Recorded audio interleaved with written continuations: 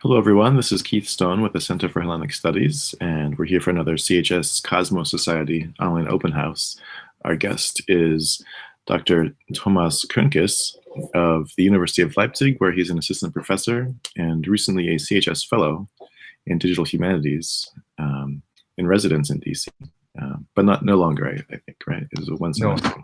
no, in New Zealand. Yeah. And we came across Thomas's research while looking through the SCS catalog and thought, we need to hear about this. And so he was gracious enough to accept our invitation. Before I turn the floor over to you, I'd like to ask our new guests, what formative experience inspired you in your interests in classics? It's probably a couple. I mean, in elementary school, I always liked Indiana Jones and wanted to become an archaeologist at first, but so that's probably a child of my time.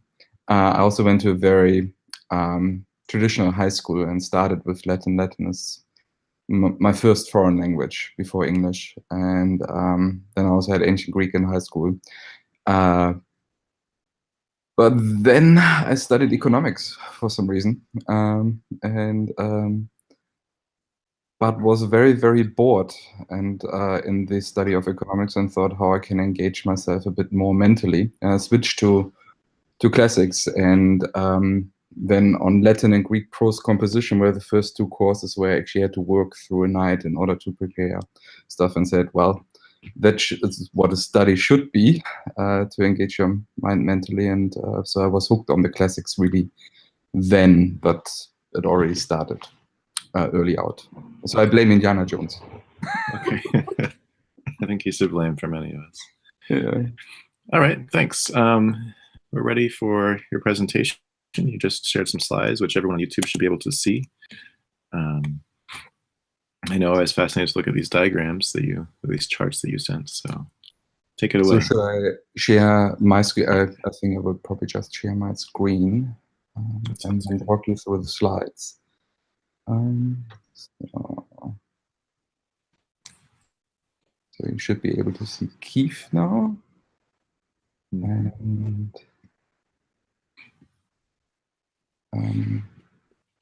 now, there are the slides. Yeah, the slides, and you should see the slides full screen now. That's correct? That's correct. I need to present you to everyone. Okay, now everyone should be able to see the slides. Good. Okay.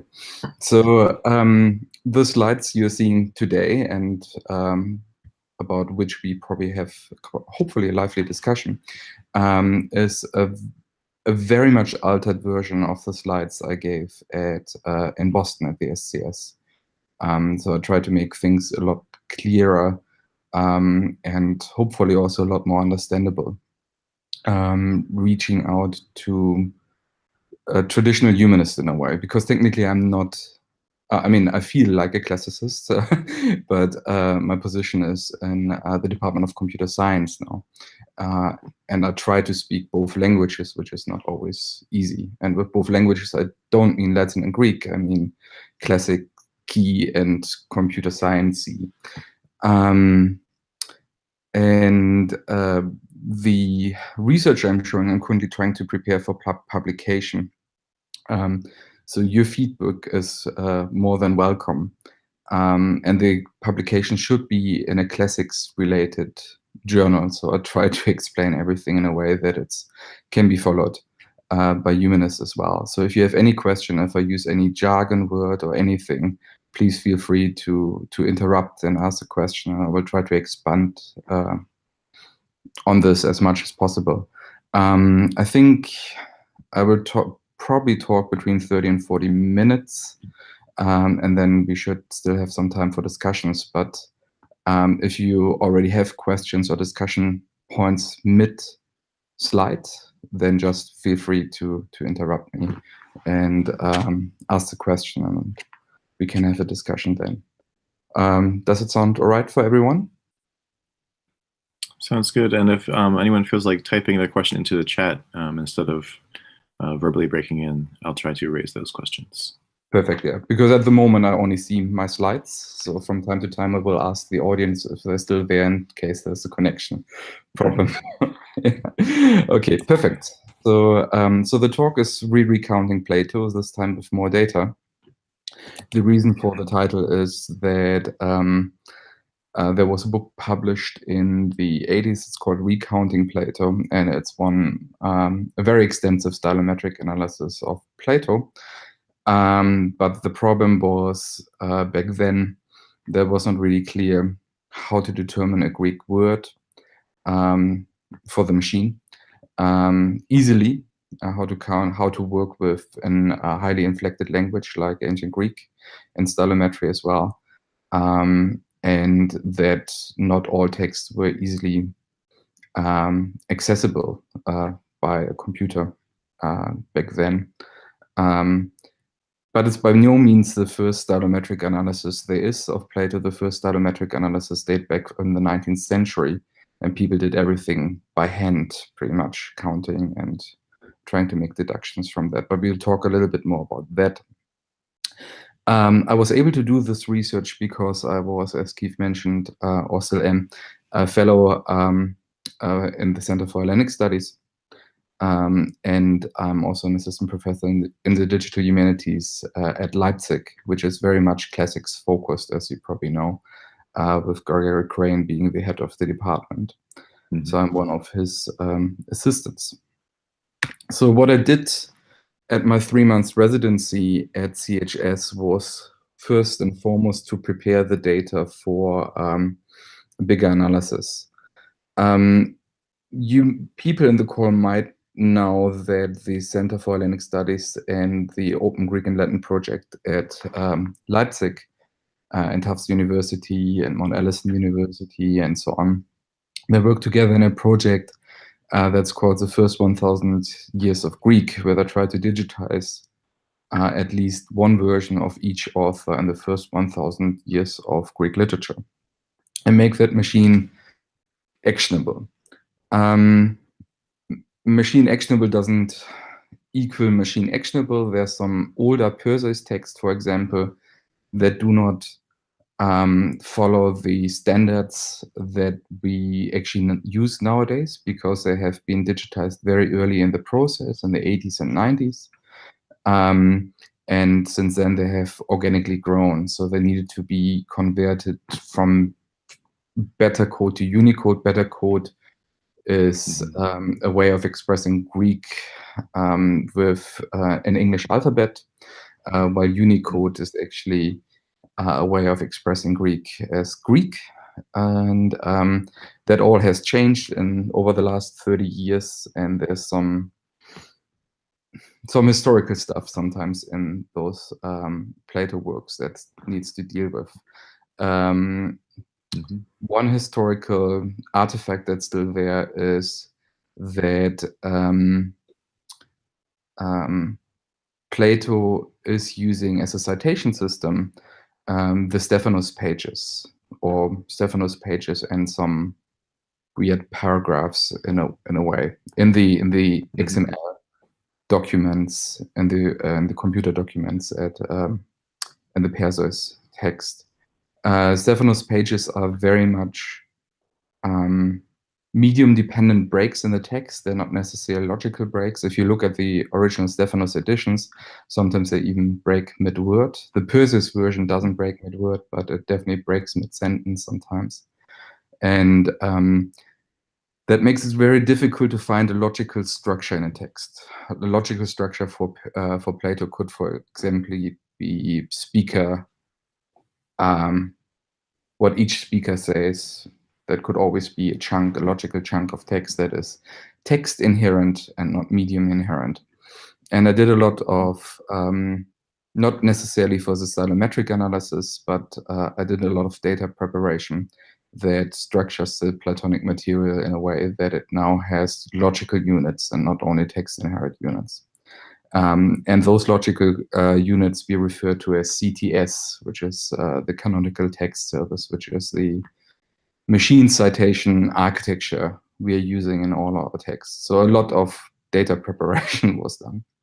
And then I did So Thomas, could I clarify? You are the one who decided on these divisions using changes in speaker, perhaps changes punctuation indications or something like that? Yes, not by hand. Okay. But so I can actually show you a table that I used. So can people see that table right now? I think so. Yeah. So you can see here a URN, which it's an identifier.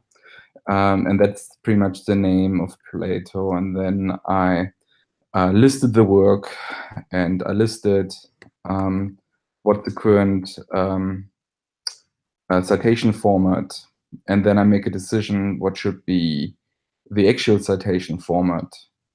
And I recorded some more metadata of that, and then I used some computational scripts in order to make the division automatically. And then I looked into the division and saw if the machine has done the division correctly or not. And if it has done so correctly, then yeah, I was happy with my script. So I did it, and I decided on it by looking at the format of each text. But I didn't do it by hand, so it was done automatically. Right. Yeah. And I'm currently still finishing my report for this residency. And once I finish the report for the residency, I will publish that on the Zenodo, which is a public, run by a public institution by the European Union. It's a repository for data, so everybody could then download the text I've extracted in a format of their choosing, probably preferable some kind of table format or something like that. You can already download Plato and the first 1,000 years of Greek from the Leipzig repository, but not in the chunking, not in the data chunking that I've done with my scripts. So does it make sense? I think so. Yeah. So once the data preparation was pretty much done, I did what I normally do for a living, pretty much, which is topic modeling in Plato. And I don't really want to explain too much about topic modeling, aside from that it's a method for the machine to automatically detect topics that can be thematic topics. Thematic topics would be what we probably understood colloquially as topics in a large corpus of text. And while doing so, I just noticed that Menexenus doesn't necessarily cluster with what I would expect it to cluster. So I decided to do some stylometric analysis on the corpus as well. And that's what this talk today is about. The talk today is about stylometric analysis. And it's structured in a way that I quickly talk through the corpus, quickly talk about what stylometry is and what it has been done to Plato, what has been done in Plato research regarding stylometry. And then I'll talk you quickly through some quantitative results and also some qualitative testing. So we actually go into the Greek as well. But fair warning, there is a lot of math and computer science in this talk, but I will try to do my best to break it down. Yeah.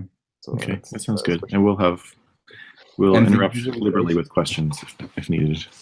Yeah, and the visualizations are quite complex, and they're quite big as well. So I noticed that.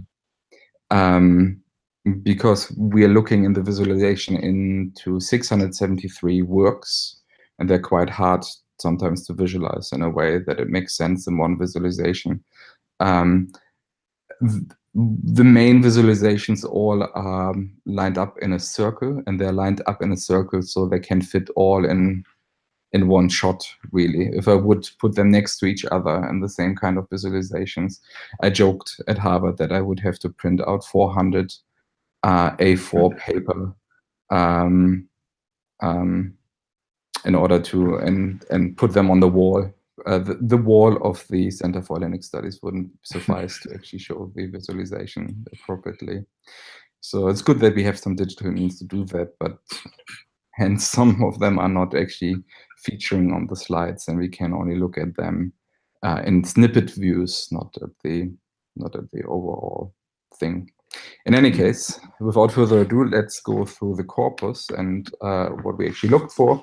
As I said, the corpus is mainly based on a collaboration between the Perseus project at Tufts University, Digital Humanities Leipzig, and the Center for Hellenic Studies. And there are always more people involved. As I said, the University of Virginia, Mount Allison University up in Canada, and so on. And there are many more that individual scholars and institutions that have to bring this along. So, but those are the main players, I think, for that part. So that's the visualization of the corpus in bubbles, mainly because everybody likes bubbles. Also, it's a good way to demonstrate how much we have from each author. So in total, those are almost 27 million Greek words in over 300,000 documents. A document there is not a work, but it's the smallest citation unit. Depending on the work, it could be a paragraph, but it could also be a verse if it is Homer, for example. So it's this document, they're very important for processes like stylometric, like topic modeling. For stylometric analysis, the work level is much more important, or the overall word count. We can see that we have a lot of this author here, TLG 0057, and over 2 million words of this author, and that's Galen, for example. Yeah. Which one is Homer? Oh, you're Sorry? right. I was going to ask which one is Homer, but you're continuing to. Yes, yeah, TLG 0059, for example, is Plato. Yeah. And Homer, I think, is TLG 001, but he might not be there. I mean, he will be there as a bubble, but I don't know which bubble it is right now.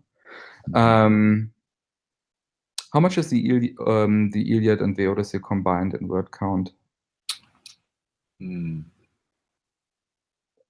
Probably not over. It's 20 or 30,000 verses. Yeah, it won't be in the category of that it's actually displayed here with a number. Yeah, I think it's TLG 001 or TLG 009. I would have to look it up. That's a good idea, actually. We can look it up. So just to show people in the talk already how to use the Perseus catalog. So this is the Perseus catalog under catalog.perseus.org, and I could type in Homer here, and I get the identifier for Homer as TLG 0012. Yeah. So those identifier numbers, those are CTS identifiers, and we use them all the time. And in order to resolve them, in order to know what an identifier means, we can type in the number here that you see in the visualizations, for example, and you can search for it. And then you can see that TLG 0059 is Plato, for example. Yeah. Does it make sense? So yeah, so the bubbles that you're showing us here are authors. They're, technically speaking, they're work groups. So mostly associated with authors. But as we could see when I Perseus cataloged for Homer, the Homeric hymns, for example, they have their own identifier, which is TLG 0013. And so we actually differentiate between Homeric hymns and Homer.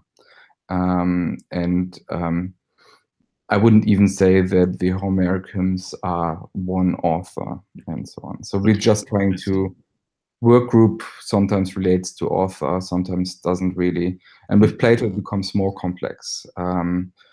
Do we know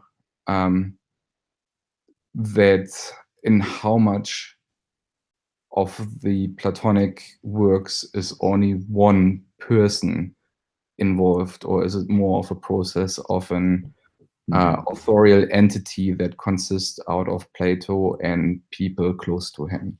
Yeah, Right. but this in itself it might be a question to answer later in discussion.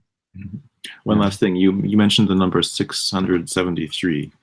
Is that these work groups, or what does that number mean?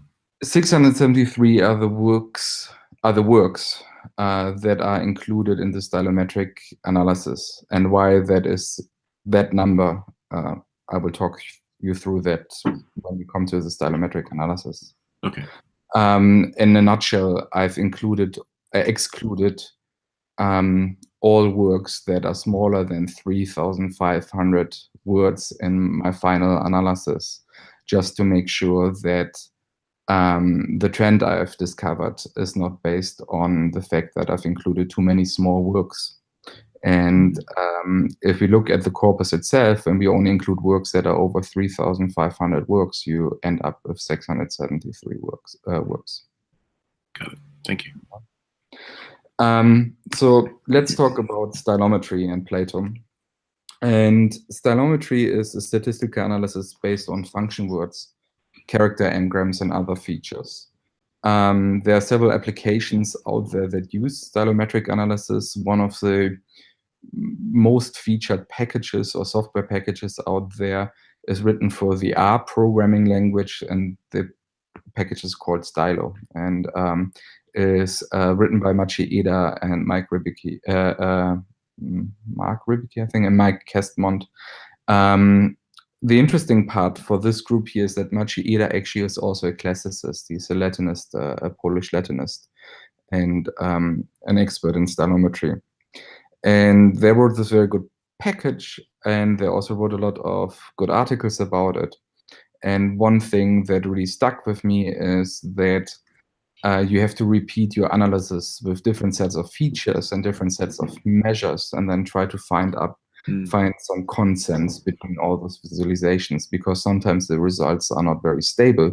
And why those results are not very stable, we will also see in a bit when I tell you a little bit of the different measures and the different sets of features.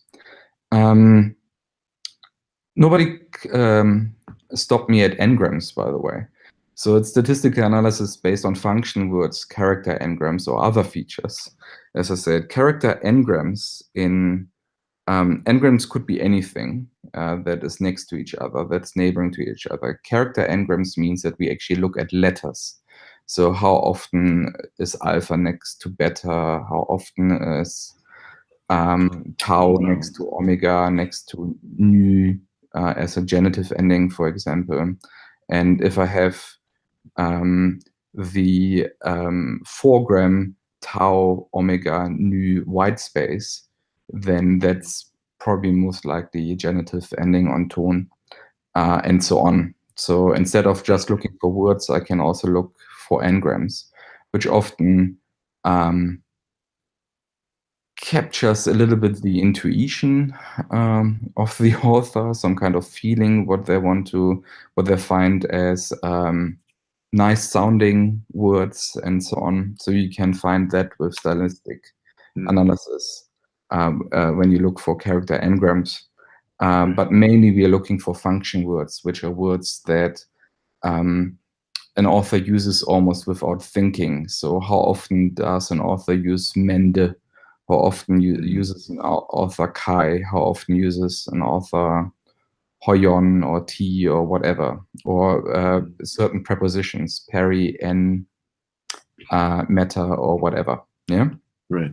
So, and what this does,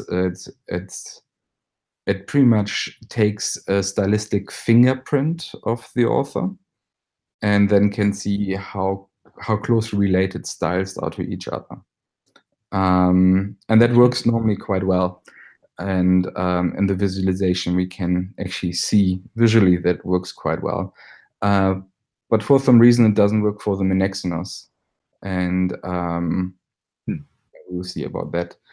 The other thing that's advisable is to exclude smaller works in order to get more stable results. And as I said, I initially ran the stylometric analysis with all works, and I got very similar results for the Menexenos. But I wanted to make sure that my research wasn't biased because of the smaller works, so I ran it again without the smaller works, without works that are under 3,500 words in count, and yeah, and I had the same results. The number of features we use depends on the language. So, for example, in English, you often get very good results with 4,000 most frequent words or something like that, or 3,000 most frequent words. You start to get good results maybe with 1,000 or 1,500 most frequent words. But the good thing is about highly inflected languages that the number we need there is much lower. And Maciej has shown that in Latin. And we at the moment just assume that's the same for Greek, because Greek is even more morphologically complex than Latin, but we actually don't know that for sure. So all the results are still to be taken with a little bit of a grain of salt, but I tried my best to make them as reliable as possible. Yeah. So that's stylometry itself. Stylometry applied to Plato has, as I said, started in the 19th century. I can't stress more than once that this has been analog stylometry. So Campbell and Dittenberger actually went through the corpus and counted, probably by the means of pen and paper, 8 features, different features, both of them, but it was already function words there. I don't remember exactly which words they were counting, but they were focusing on 8 expression combinations of words. Billig in 1920 then used prose rhythm, clausula, 14 different prose rhythms in Plato in order to look for some kind. Most of them were using this method in order to date Platonic writing. So they had the theory of that the style is evolving over the year, and that some assumption which are the first dialogues and some assumptions which are the last dialogues. And then they wanted to use this knowledge in order to see where other dialogues are and to come up with a chronology for the Platonic dialogues. Same with ledger was mainly based on they wanted to have some chronology inside in Plato. Also looked at authenticity, but with a secondary, having that in mind as a secondary thing, not the first research itself. And most of the results they have, when it comes down to the authenticity, is inconclusive. And I think the reason for that is that they didn't have enough data to compare it with. So mainly, apart from Ledger looked a little bit outside and looked at more Attic prose, but all the others just focused just on Plato. And you can't really generate a Platonic fingerprint of style if you only look at Plato. If you compare only Plato to Plato, that doesn't work. You have to compare Plato to pretty much everything else in Greek literature in order to come up with a reliable fingerprint of Platonic style. And most of them also I had a very small set of untested features, as I said, so 14 features regarding to prose rhythm. What does prose rhythm say about style? Intuitively, as classicists, we would probably say a lot, but that means hasn't been really tested. So it's prose rhythm is also quite hard to actually measure automatically as well, given that prose rhythm itself sometimes is a very elusive topic coming from Latin here, right? Having written on Petronius, but even in Greek, it's always a bit tricky. So I should say that we have a general. I don't know if there's a good spot, but I'm going ahead. General question about stylometry. Is this the same method that is being used to analyze Shakespeare's work, which has found a lot of co-authorship with Marlowe and Fletcher and so on? Yeah, similar. Yes, exactly. Or yeah, stylometry. Yes, yeah, that's definitely the same line of work. I don't know which algorithms they've used precisely, but essentially it boils down to the same thing. You measure features, and then you try to apply that to a corpus. So you train it up, and then you try to see if that is more Marlowe or is that somebody else, and so on. Yeah, it's similar. Right. It's also has also been applied to go to set a watchman and so on in order to see how they behave there. That's something Machieda actually has done in order to see some co-authorship there with different American authors. So it has definitely heavily applied to English literature. But we can also apply it to Latin and Greek. Machieda, as I said, applies it to Latin. With Greek, we have the problem of that it's a highly morphological, complex language and not a Latin alphabet. But there are computational problems that are now very much resolvable. But yes, to answer your question shortly, yes, it's the same line of things. Thank you. So I wanted to address this small set of untested features and the small focus on Plato. So I looked at all of Greek literature that was available in the beginning, 27 million words, that then reduced to 673 works. I actually haven't measured the word count, but still a lot. So all of those works are at least 3,500 word long. So you can do the math, the minimum at least yourself. I should probably have a look how many words are in the end. But from this corpus, I extracted the 100 most frequent words in the corpus, the 200 most frequent words in the corpus, 300, 500, and 1,000 most frequent words in the corpus. What I also did to the last group, the 1,000 most frequent words in the corpus, that I only took the sample set of the 1,000 most frequent words that actually occur in the corpus Platonicum. The corpus Platonicum is only a fraction of the overall corpus. Corpus Platonicum is 500,000 words. So, and if we have authors like Galen and Euclid, for example, we have words that are very common there that do not occur at all in Galen. So when we look at Euclid's geometry, for example, we might end up with points like beta, gamma, delta, and so on, just as a single word. And that does not necessarily occur in Plato. So in the 696, in the visualization that mentioned 696, there are only words included that actually occur in the corpus Platonicum as well. But sometimes it's also good to know that a word doesn't occur, and that already helps sometimes to structure. So if we look at the 100 most frequent words, we have very little surprise. We start with kai, de, to, ton, tu, and so on. And the 100 most frequent word is uch. 99 is esti.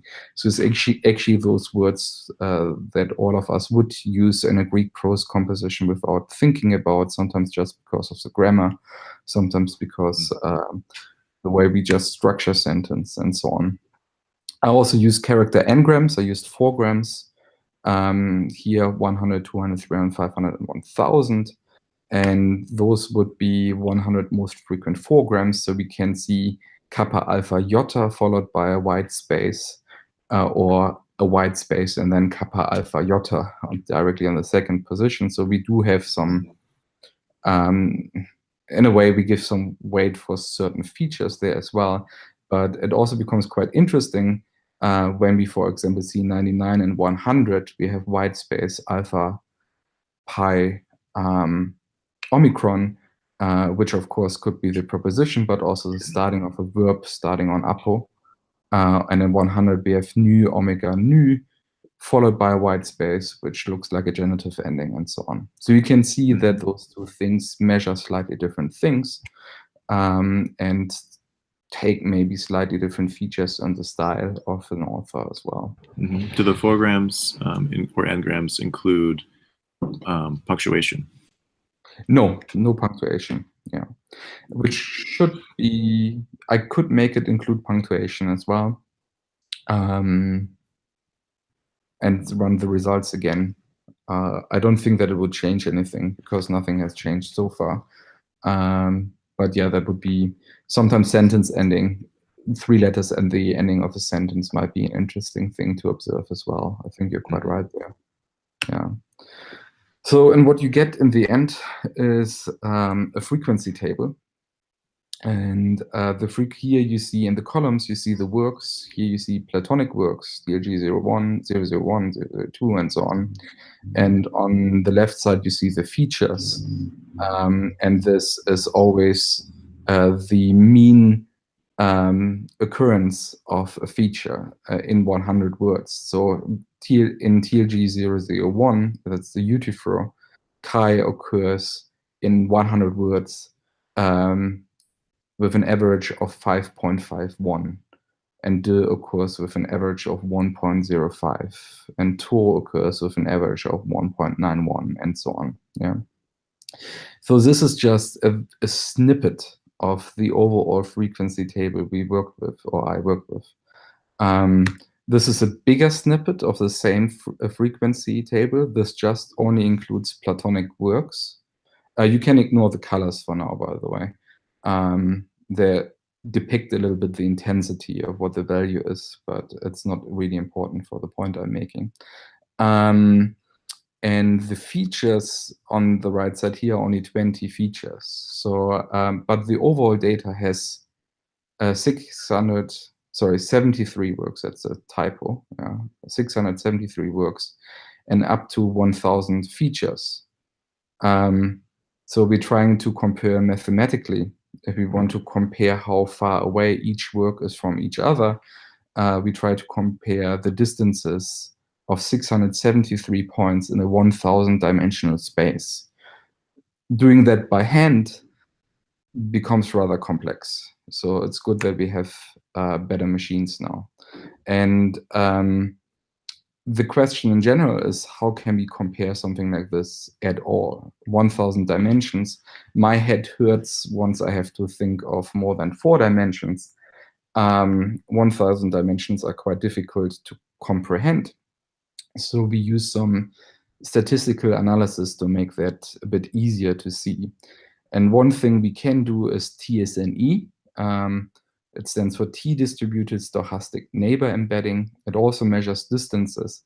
But what it does, it's a method of reducing the dimensionality. So from this 1,000 features, you try to express the distances in this 1,000 dimensional space in a 2-dimensional space, because 2 dimensions everybody can understand, and we can directly see clusters of works. And I show you a visualization of TSNE in a second. The other thing we can do is hierarchical clustering based on proximity measures, distant measures, such as, for example, Euclidean distance, cosine similarity, Jacquard index, Burroughs delta, Eta simple, and so on. That all sounds Chinese to you, but if you wait for 2 slides, then you will probably understand it a little bit more.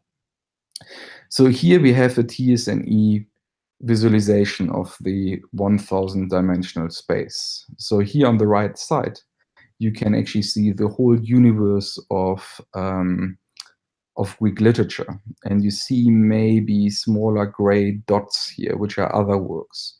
And in this visualization, only the Platonic works are colored in. And if I zoom into this section of the visualization here, I can see clusters of Platonic works like here, here, and here. And here I see a Platonic work on its own, and that's the Menexenos. Yeah. So if I want, I can actually use TSNE in order to draw visual islands around clusters of dots. Here would be another cluster, for example. Those two clusters could be combined to a bigger cluster, and those this bigger cluster could be combined with this cluster as well. As you can see, it takes a while until the Menexenos is included in that visualization as well. Yeah. So the Menexenos is part of a bigger cluster in that area of the visualization, but until it's actually included with other Platonic works, it takes a while. Yeah. So the other thing I can do is I can measure a different set of distances and try to cluster based on those distances myself. So, and this clustering is often called hierarchical clustering, and that can be divisive or agglomerative. And what we see here in this moving GIF visualization is an agglomerative clustering, where I first have all the works, and then I try to cluster them together into different clusters. So for example, when it starts over here again, on this side, I can see here's a cluster. So the machine puts this together, then puts this cluster together, then puts this cluster together, I end up with field, then puts this cluster together, and then puts this cluster together, and in the end, the big cluster. And we have a hierarchy where those things split up. And if it goes bottom up, as we did here, which is probably very Aristotelian, then it's called agglomerative. And if it's top down, which is also possible, which is probably very Platonic, then it's divisive, where we try to come up with a bigger idea and then cluster more and more. In any case, the algorithm used in my research is a Ward 1 algorithm, and it does exactly that. It's a hierarchical clustering method that works agglomeratively, but that just as an aside. So when you look back at this slide, you see that I said based on proximity measures, and those proximity measures are often distances. And if we talk colloquially about distances, we often mean Euclidean distance, or as a crow fly. But there are other distances out there, and if you are in New York, for example, you want to get from A to B, you can't go as a crow flies. You have to go around the block, and that's called a Manhattan distance, for example. And then there's also different measures where I can measure the cosine similarity. And depending on what I measure, it tells me slightly different things about my data. So here we have 3 works of Plato: the Symposium, the Menexenos, and I cheat. And the Sophista, not a work I often use. And we can see the different distances. So this would be Euclidean distance from the Symposium to the Menexenos. This would be Manhattan distance, so the same thing. And what we measure is de and men, how often de and men occur. And if this distance from the Menexenos, Euclidean distance from the Menexenos to the Symposium, and Euclidean distance from the Menexenos to the Sophista, is here the a Sophista is probably closer to the Menexenos in Euclidean distance. But if I look at the vector angle, if I would draw another line to the Menexenos here, another vector to the, I can see that the angle to the Symposium is much smaller than the angle to the Sophista, and suddenly in that distance measure, the Menexenos is much closer to the Symposium than it is to the Sophista. And the reason for that is that they pretty much measure different things. while Euclidean distance measures pretty much each feature by themselves. A cosine similarity can measure the ratio of men de occurring. It doesn't matter how often men or de occur. It only offers that the ratio is the same in order to have the same or similar cosine similarity. Does it make sense? And that's also the reason why we have to measure different things and then see how certain works perform with different measures, because we actually measure different stylistic features of the same author when we use different distances. Does that make sense so far? Yes, so far so good. Okay, good. So I will run you through some quantitative results, and I really should probably hurry up because I also really want to talk to you guys about the qualitative part as well. So here we have some visualizations, and 3 of those visualizations are always similar in structure. So let's click on the first one, the Euclidean here. I guess you can see my screen still. At the moment it's loading. Can you see a big circle now? Yes. Yeah. So the big circle is a cluster, and the cluster starts here in the middle, and it has done the agglomerative clustering that we saw in the visualization before. So it went from each individual work and tried to cluster them together. And same color here means also same author.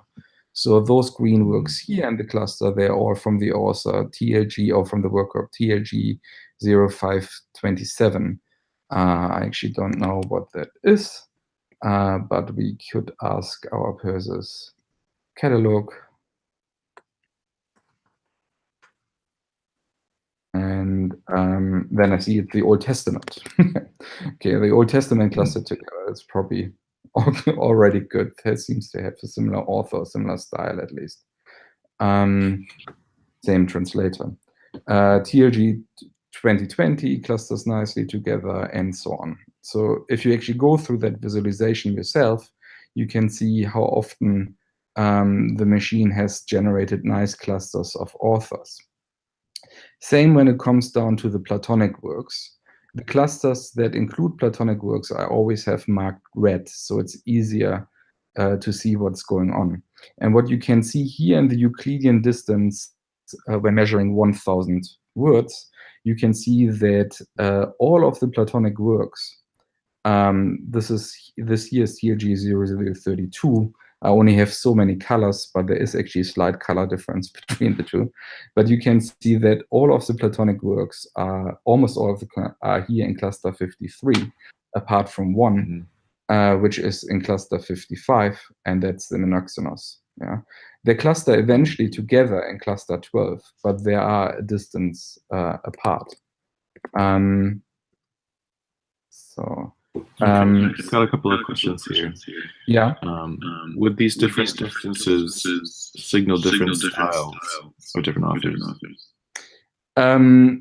It can signal. So if you're not in the same cluster, it definitely signals that there's some difference in style. And this can signal that's a different author. It doesn't have to.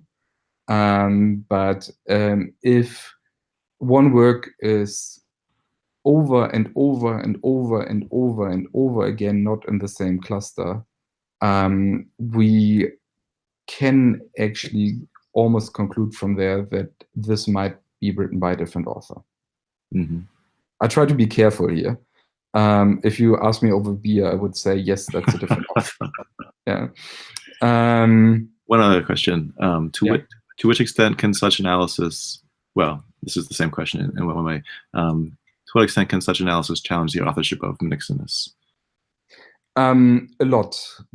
So what it can do, and we will see that in a few slides, what it can do is it can pinpoint where the differences are, and it can also say that there are constant differences, and that it can definitely conclude that this Menexenos is stylistically different from the other works of Plato.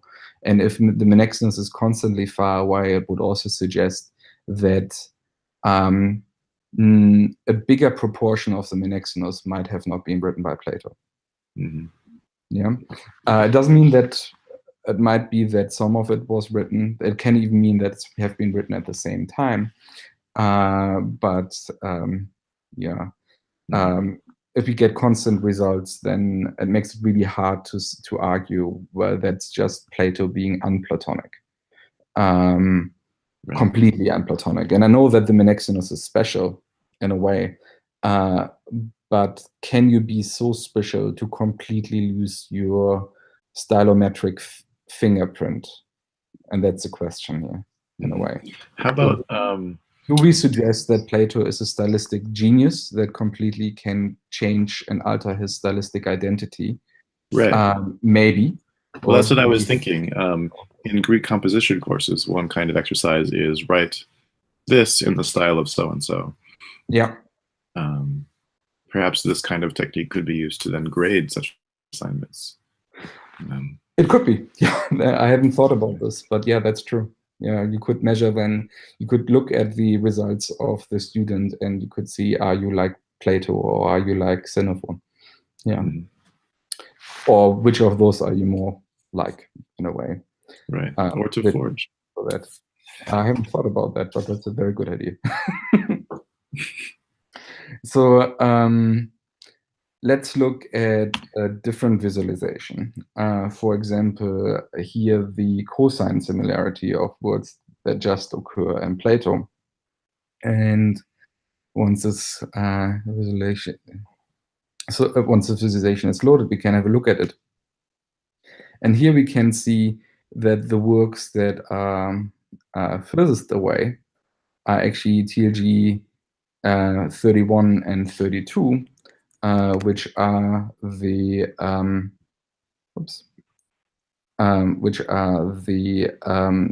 Timaeus and the Critias in style, and those two often cluster outside the Platonic cluster as well, but not as often as in the Menexenus. And they're often clustered together, and we can again see TLG 028, which is apart from the main Platonic cluster, which again contains all Platonic works with the exception of those three in this instance. Yeah. And if we look at a T's and E visualization of the 696, then we pretty much see what we saw in the visualization before. We see a strong Platonic cluster, and by itself is the Menexenus. Yeah. Same thing when we look back at the 1000 frequent word and we look at the TSNE here. We can see a similar picture, but here, further away than the rest from the Menexenus is the Critias and the Timaeus. This trend that the Menexenus constantly clustered by itself continues with the exception of one visualization. This here with the eta simple distance, which is often used for stylometry as well. In this one instance of the eta simple, the Menexenus clusters together with TLG 003, which is the Crito. Yeah. But that's the only instance the Menexenus ever clusters together with any other Platonic work. And I looked at 66 visualizations, and that's one where it happens. In 65 visualization, the Menexenus is completely on its own. So in 65 measures, Menexenus on its own, and in one measure, it clusters in a separate cluster to the main Platonic works, but at least with another Platonic work. So what does it mean? How clear is the result? And we can use something that is called rolling stylometry in order to find that out. In this visualization here, we take a dialogue, the Euthyphro, and we did try to determine in each chunk of the text which author it is. And black is Plato, blue is Xenophon, and yellow is Lucian. And in the Euthyphro, the machine clearly thinks it's Plato. And if we would exclude Plato from the data set, then it would think it's Lucian. Yeah. And then in the rest of the dialogue, it clearly thinks it's Plato. And if we exclude Plato from the data set, the next candidate for that would be Xenophon. Yeah. If you look at Plato's letters, which is probably very interesting to you guys, the machine clearly thinks it's Plato's all the way through. And if it's not Plato, the style it would be closest to would be Xenophon. Yeah. So, and some of the letters are often doubted that their authenticity is Plato. So, and this doesn't definitely 100% prove this is Plato. It only says Plato is a good candidate for that. So if you look at the Menexenos, we have this result. The beginning of the Menexenos, and that's also the part Aristotle refers to, seems to be Plato. The rest, the actual speech, looks very unplatonic, like completely unplatonic. It's thought to look a lot more like Xenophon, or to look a lot more like Thucydides in parts, which is probably also not surprising. This measure here, or this experiment here at the moment, is based on the 300 most frequent words. I've repeated the experiment over and over, and the results are inconclusive. So the authors, the Menexenos is very problematic. This part never is shown as Platonic. But no matter which measure I do, and this part often is shown as Platonic, which could also lead us to the conclusion that Plato might be a stylistic genius in the Menexenos as well. But this is odd to say that. So this is odd. Yeah. So and then we might be interested in order to see where the Menexenos differs from other Platonic works. And here we just have a simple bar chart with de, chi, men, peri, t, and n. And we see, and framed in black is the Menexenos. The bars around it are other Platonic works. And we see that the Menexenos, for example, uses men, de more often than most of the other dialogues, with the exception of the Critias and the Timaeus. And the Menexenos almost never uses the encliticon t. The Menexenos has a strong preference for prepositional construction with n, while the other dialogues seem to have have no preference at all. The Menexenos also doesn't use any prepositional, also very rarely use peri compared to the other Platonic dialogues. But those are just 6 sample measures out of 1,000. And it's still possible as a philologist without a computer to look at 6 measures and compare them. But it would be very difficult to do that for 1,000 or even 100 or 200 methods across 673 works. Yeah, but just to give you a first impression how the Menexenos actually differs. So have a look at the, maybe we should actually go with the qualitative discussion, maybe maybe still have 5 minutes or something. How quickly can you do it? Yeah, we can definitely go over a little bit. Yeah. And if people can't stay, you can maybe type up your question if you have one, and we'll ask it, and you can watch the answer on YouTube later. So if you look how Plato is normally cited in Aristotle's Rhetoric, the work where Aristotle might or might not quote the Menexenos, then we can see that Aristotle has no problem to referring to Plato himself in those 2 instances, where he quotes, for example, Aristippus, who said to Plato after he was speaking to professorially, but our friend never spoke like this, never said things like this, speaking of Socrates. Of course, Aristotle qualifies that with hos oeto, but it's still, I mean, he mentions Plato by name. Here as well, referring to a charge of Eubulus to Caritas. He said what Plato, maybe the philosopher Plato, most likely the philosopher Plato, had said to Archibius. And when we look at this is the person Plato, and here we have an instance where Aristotle says "Kaito en te politeia te Platonos." So in Plato's Politeia we find that, and or we find that "ta en to Phaedro," referring to Plato's work.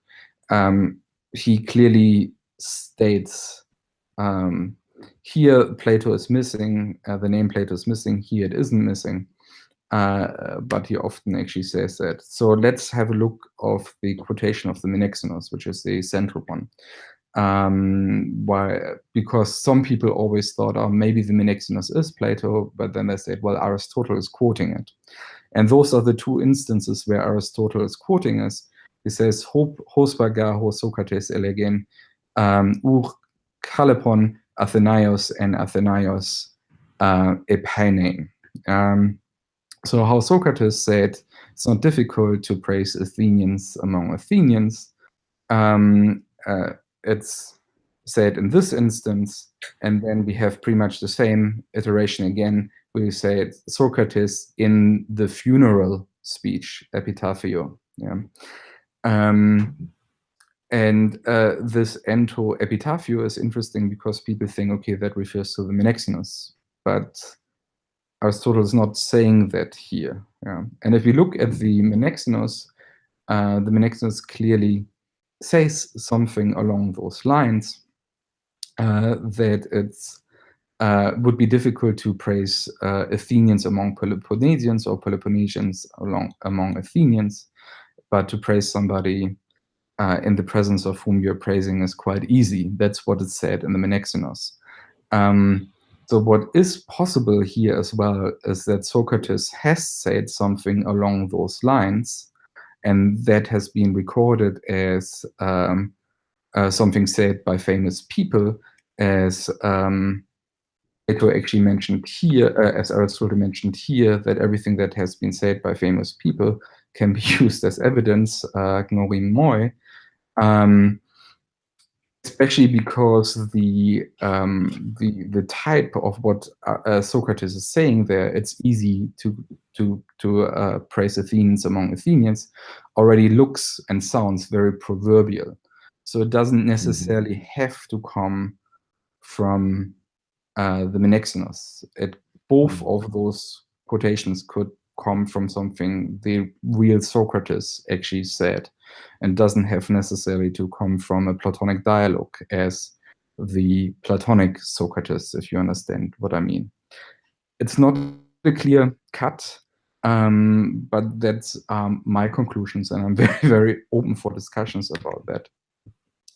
But it's also interesting to see that what Aristotle refers to is actually in the beginning of the Menexenos. It's not in the actual funeral speech.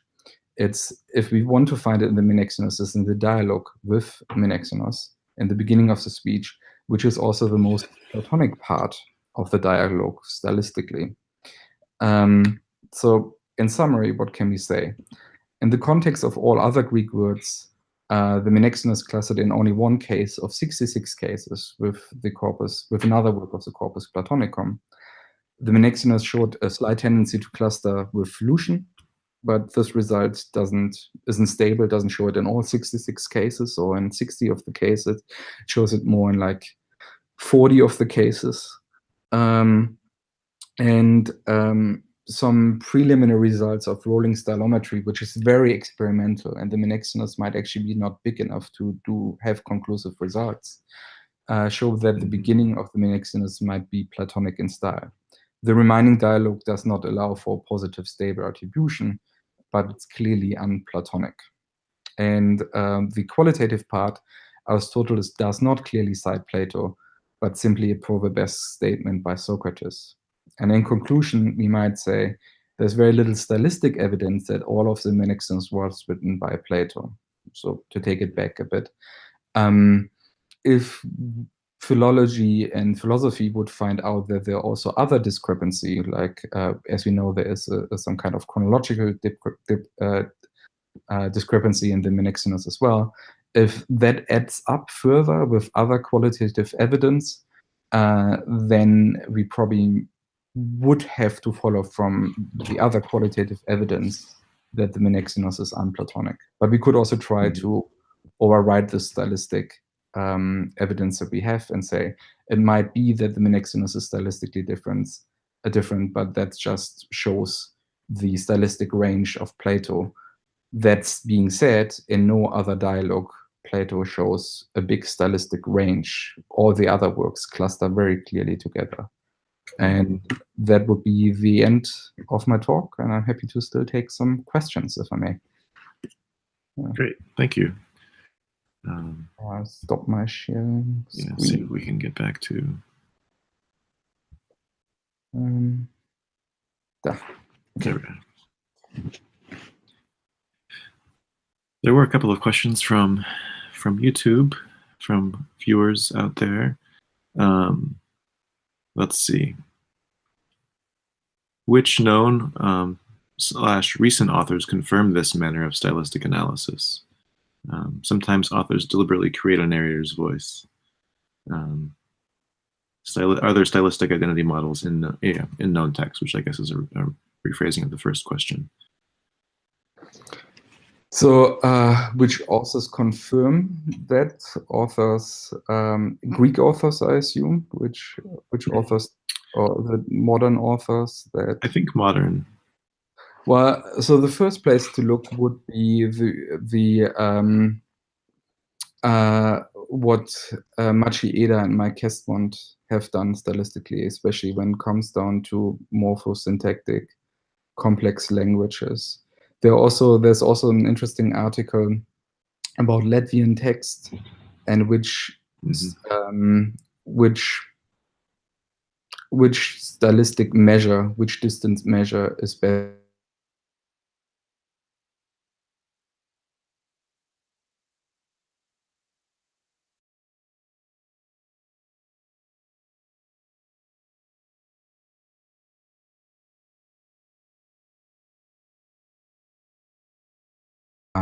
The accuracy starts to rise the more features you add, and then suddenly it starts to fall off. The more features you add, because things become blurry, especially when it comes down to words.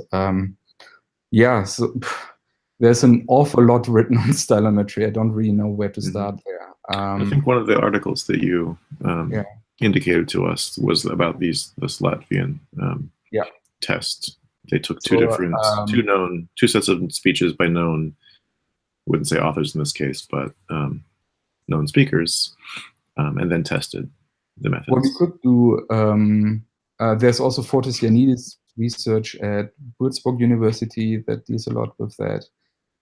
What we could do is I could send you the links to a couple of different articles, and you might want to post the links under the EHS open house sites for people to follow up on that. I think that probably answers the questions best. So it's confirmed, at least in English. Ideally, we would like to have bigger works, but I didn't want to exclude the Menexenus itself. So there's some, the Menexenus is not very big, it's just over 4,000 words, which is right on the border where stylistic analysis and stylometry makes sense. But I mean, we can't really extend the Menexenus just because we would like to have it 5,000 words. Yeah. Right. So it's all, but I would be more careful to say what I said if the results wouldn't be so if the consensus of the different measures wouldn't be that big. Yeah. Mm-hmm. Another question. The Menexenus is based on the speech of Pericles, is it not? So perhaps that could explain the difference. So could you repeat the question? I was almost distracted by Ian's question, which is also a good question. Oh yeah. Yeah. Is the Menexenus not based on Pericles' speech, and so wouldn't that be an adequate explanation for a difference in style? Well, with Pericles' speech, the person who are asking the question is probably asking about Thucydides' Pericles, I assume. We have the short portion in the visualization I showed that is actually clusters with Thucydides, or actually shows that Thucydides was the closest author. Funnily enough, that's the only visualization that has Thucydides there. As I said, the results for the second 2/3, or the second 3/4 of the Menexenus are very inconclusive, and pretty much depending, if you switch the measure from 200 to 300 most frequent words, or to 400 or to 100 most frequent words, the attribution changes quite a lot. If that would be true, I would assume that it would cluster, or it would show more often an affinity to Thucydides' style, which it doesn't. There's in instances and parts, there's an affinity to Thucydides' style, but it's not as clear-cut as one may wish. And yeah, that would be nicer. It would be nicer to see it clearly as Thucydides, and then I would have less headache to say, okay, this is just Plato going on, looking at Thucydides and saying, hey, I can ridicule that, which is a very nice thought, and that's definitely an option. So that's still one of the options, but it is a problematic option. It's almost like, do you want to believe or not? The stylistic evidence speaks a little bit against it, but you can believe that Plato is that stylistic genius, and that's still okay. Right. How about Ian's question? What is your conclusion on the authorship of the Timaeus and Critias? Well, even over a beer, I would say I don't know. In a way, the analysis I did is just the tip of the iceberg, and the Critias and Timaeus cluster quite often with the rest of the corpus Platonicum. So depending which measure you're applying, and sometimes they're outside. Is it enough to doubt them? I don't know. I even over a beer, I would stand with my first initial conclusion and say the result is inconclusive for those two. And it would probably be worth for me at a later stage, or for somebody else using my data to look at this and do some more testing and maybe come up with a better answer than saying, well, the results is inconclusive. Sorry, Ian.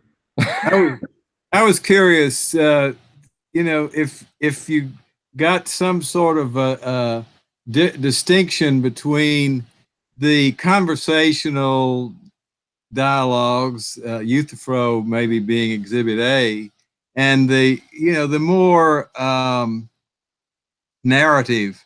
Certainly, Timaeus it would be like the Exhibit A for that other style, but the laws, don't have a lot of that conversational back and forth and panomenon and the like. So do you find outliers in the different content, maybe more content driven stylistic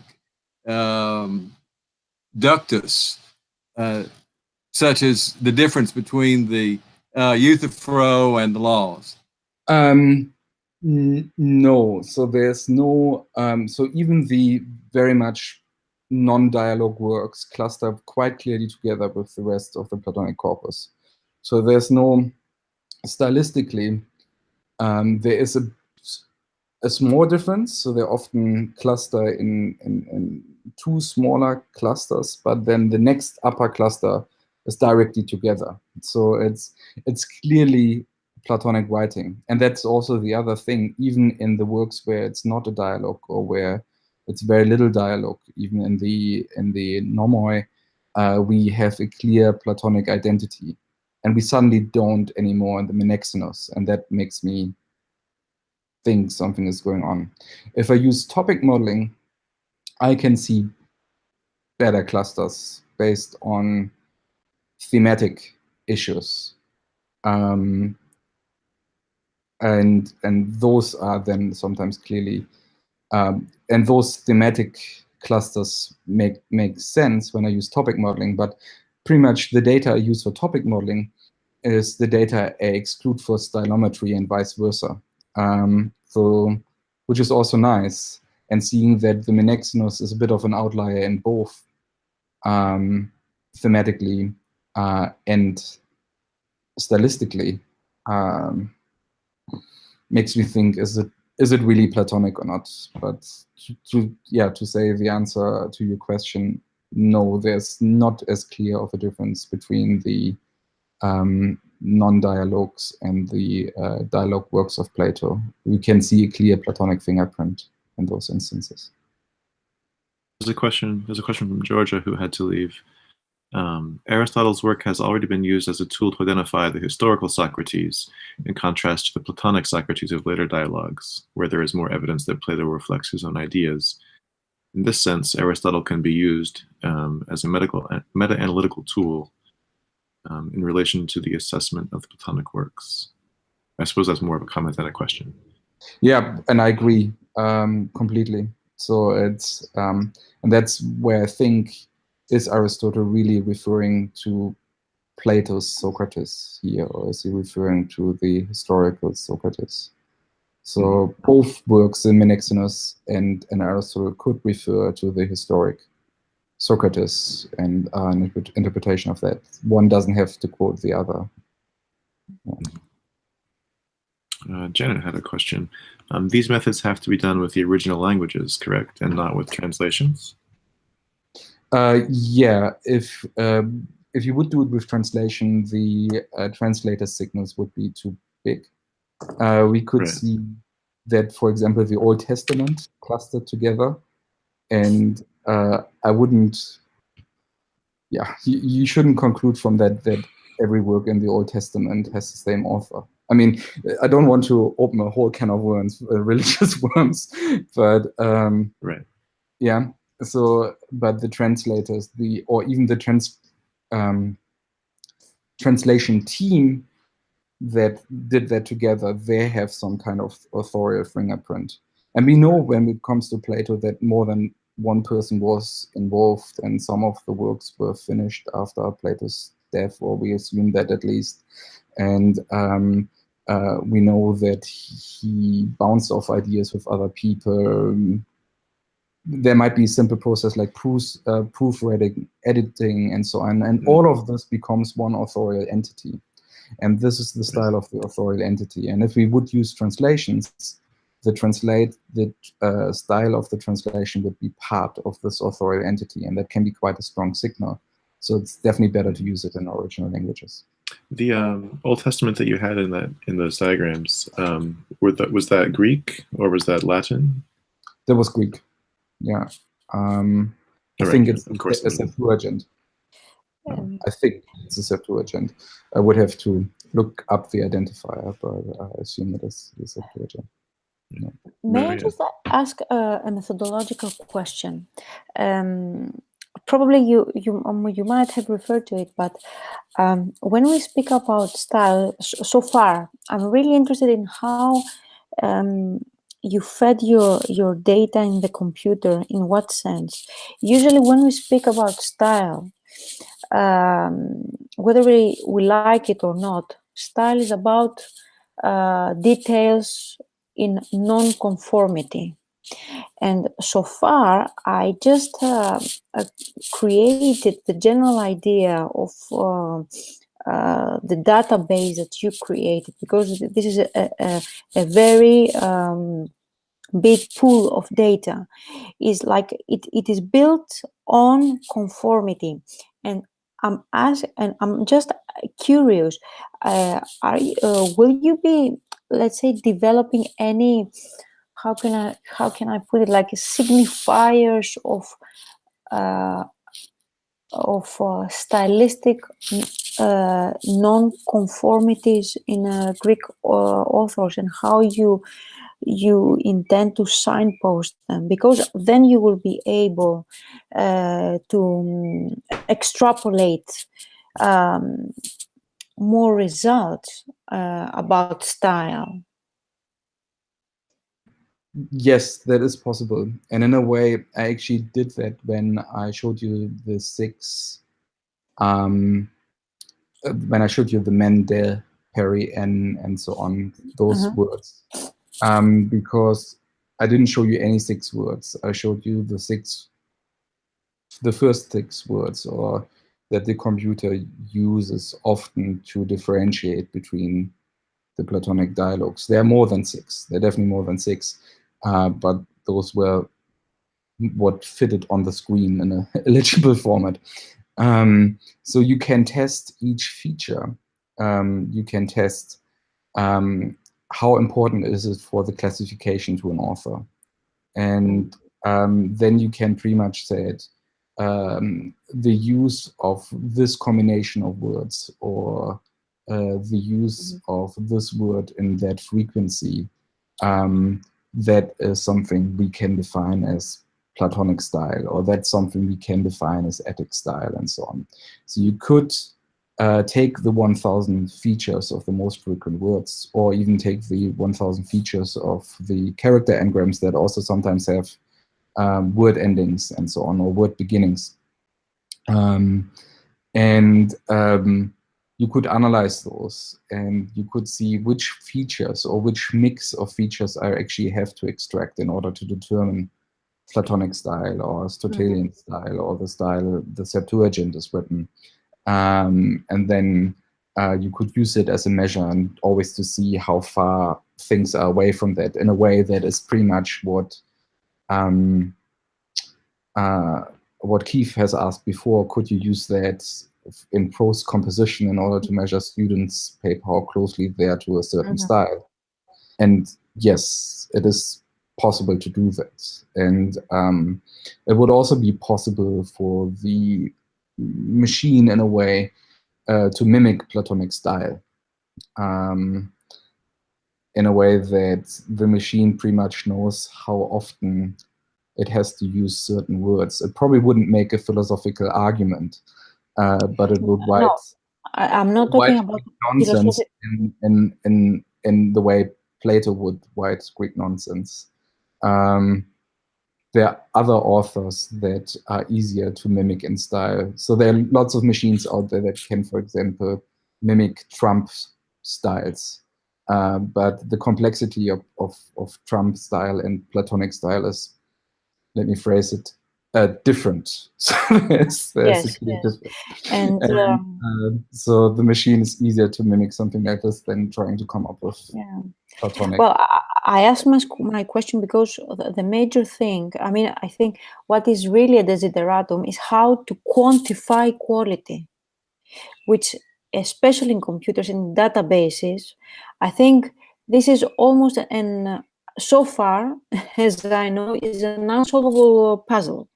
To teach a computer to quantify, I mean, to teach the computer to quantify the quality. And style, whether we like it or not, is about quality after all. And needless to say that the first person who stressed this difference was Martin West, in his famous book, when he said that, in a way, even text criticism by computers would be difficult to achieve. So that was, let's say, the background of my questions. But thank you very much. Thank you. This is a beautiful day for me, because it gives me encouragement that one great philosophical genius wrote all but maybe 4 or 5 pages of this huge volume of work. Yes, I actually agree. Yes, I mean, there's some smaller dialogues that are excluded in that visualizations, and that should where I should focus on pretty much next probably as well. But the preponderance of the Platonic work is by one authorial entity. Yeah, and that could be, as I said, that could be Plato and his friends as much as Plato. Yeah. Thanks so much. That's wonderful. There's a question here from Ruth. You said that the earlier analyses focused on either authorship or dating, but did you start with an authorship question in mind? Yeah, I did start with the authorship question in mind, just because the Menexenos, I did topic modeling first, and normally I'm more known by people for doing topic modeling, and there was just some weird classification in the topic modeling and the Menexenos. That wasn't too odd, but it was odd enough to catch my interest, and then I went into stylometry in order to see what can we actually, now that we have all this data, now that thanks to the CHS, Tufts, the Perseus project, Open Greek and Latin, and so on, we have all this data openly and machine accessible and machine actionable. What can we now actually say about authorship and stylometric results in Plato? Yeah, so I started off with the question of authorship. And from the start, I looked quite clearly towards the Menexenos. But I tried to use all the data, not exclude anything, and so on, and then try to doubt myself constantly because I didn't want to bias the results. And I really wanted to find evidence that the Menexenos is clearly Platonic, but no matter what I did, it came out odd. Yeah. Any other questions from anyone? All right. Well, Thomas, thank you very much for staying so long, and to all of you as well in our little group. And thanks so much for joining us in the first place. It was very fascinating, and I hope to learn more about this. And thank you for all the great questions and for your patience for staying half an hour longer than expected. Sorry. And I think I will go for a swim now. Yeah, enjoy the beach. Some of us here are in the middle of a snowstorm. Okay, bye-bye. Thank you. Okay, goodbye. Thank you.